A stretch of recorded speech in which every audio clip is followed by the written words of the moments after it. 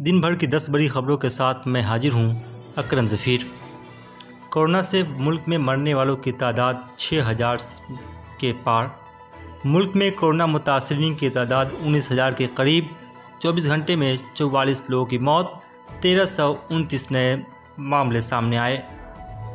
Corona पर बंगाल की वज़ीर आला ममता बनर्जी और मरकज़ में टकराव। कोलकाता में मरकज़ी सरकार की टीम को कोरोना मुतासरा इलाकों में जाने से रोका। मुसीबत के इस वक्त दिल्ली की आधी आबादी को दी जाएगी मुफ्त में राशन, बोले दिल्ली के वज़ीर आला अरविंद केजरीवाल। डीजल पेट्रोल की कीमतों को लेकर राहुल गांधी का मोदी सरकार पर बड़ा हमला, ट्वीट कर कहा कब सुनेगी सरकार। दुबई में फंसे सोनू निगम का अजान वाला ट्विटर फिर से हो रहा है वायरल। ट्विटर पर लोगों ने उठाई गिरफ्तारी की मांग।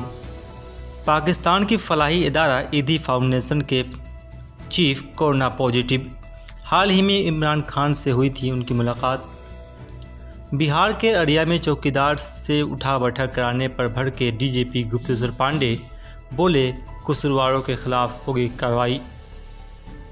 मुल्क मुखालिफ पोस्ट के इल्ज़ाम में जम्मू कश्मीर की खातून फ़ोटो जर्नलिस्ट मोसर्रत जहरा के खिलाफ यूएपीए के तहत मामला दर्ज।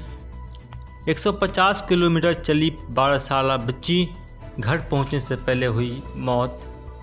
मरकज़ी वज़ीर मुख्तार अब्बास नकवी की मुसलमानों से अपील, रमज़ान में घरों में ही रहकर करें इबादत।